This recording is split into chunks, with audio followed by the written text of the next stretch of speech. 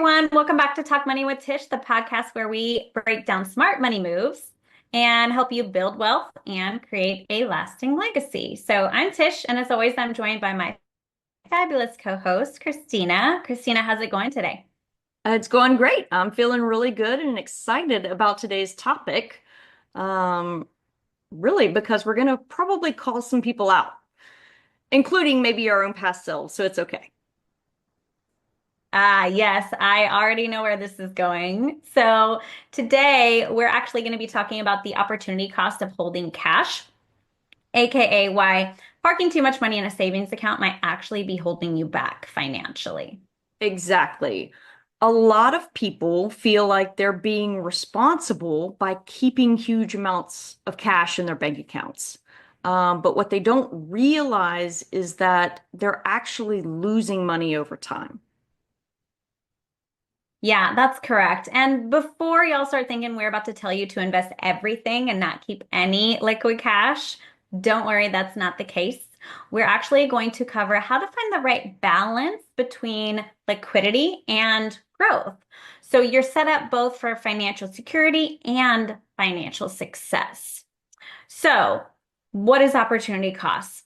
Let's start with the basics. Christina, can you break it down for us? Sure. Opportunity cost is basically what you're giving up when you choose one financial decision over another. So if you choose to hold on to too much cash, you're missing out what that money could have been earning if you'd put it to work somewhere else. Correct. Yeah, that's exactly right. And let's be clear, having some cash on hand for emergencies is absolutely necessary. But Yes. keeping way too much in a low interest bearing account, that's really where the problem begins. Right. And here's where we need to introduce a little math, but don't worry, it's pretty simple. And you've heard us talk about it before. You're going to hear us talk about it again. It's called the Rule of 72. Yes, and I love this rule. So the rule of 72 is one of the easiest ways to understand how long it's going to take your money to double based on your rate of return. So simply put, all you have to do is divide 72 by your interest rate that you're earning. Right. So let's do some quick comparisons. If your savings account is offering a 1% interest rate, which is honestly pretty generous these days with the major banks, Mhm. Yeah. then 72 divided by 1 equals 72 years to double your money. 72 years, people, think about that. A money market account, maybe earning 0.8%, is going to take 90 years to double. But if you're in Mm. some kind of investment that's earning 8%, then that is doubling every 9 years. That's how you build wealth. Right, right. So let's give an example. So basically, if you're keeping $50,000 in a low interest savings account, say 0.8%, Okay. right? Um, you might grow it to just over what, $55,000 in 10 years? Yeah. 10 years? And okay, wow, that's not very impressive. But let's say you took that same $50,000 and you put it in an account earning 8%. What is that going to be worth? 107,000, a little over $107,000 now Almost in the 108,000. same amount of time? Yep. That's $50,000 difference just because of where your money was sitting. That's what we mean by opportunity cost. Wow. So now that we've established that hoarding cash isn't the best money move, let's talk about where your money should be working for you instead. Yeah, there's lots of options. One of the biggest mistakes that people make is thinking the only alternative is the stock market. But in reality, Mhm. there are many different ways to grow wealth without excessive risk. And we talk about those.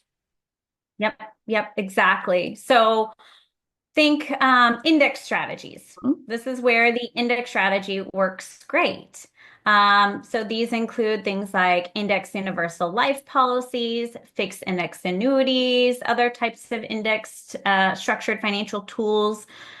What it does and how it works, it lets you participate in market gains. So gains linked to the stock market, while also protecting you from the downside risk with a floor or a net.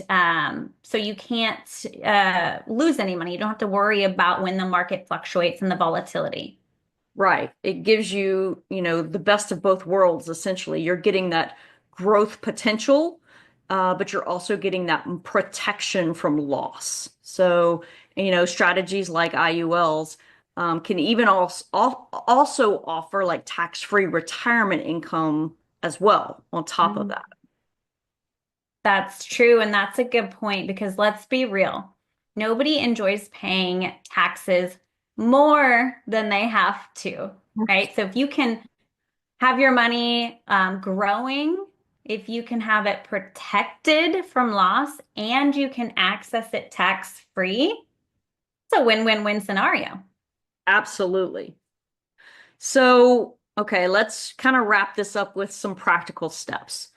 If you're sitting on too much cash, you may want to consider doing some of these steps. First of all, make sure you've got your emergency fund built up. Aim for 3 to 6 months of expenses in some kind of high yield savings account so it's accessible when you need it. Then, if you have more than what's in your emergency fund, and you should consider, reallocating some of that excess cash into Mhm. index strategies for that market protected growth or some other riskier growth vehicle. Just be sure if you're in a variable strategy that you understand your own risk tolerance so you can afford to take that risk. Um, Yes, that's very important. yeah, very much. And three, this might be the most important one, is to schedule a money review with yourself. Just sit down, look at your accounts, and ask yourself, Mhm. is my money working for me? Or is it just kind of sitting there, not really growing, not even keeping up with inflation? Mhm. And then talk to a financial professional. If you're not, sure where to start, let's talk. We can help. We help clients build personalized wealth strategies every single day.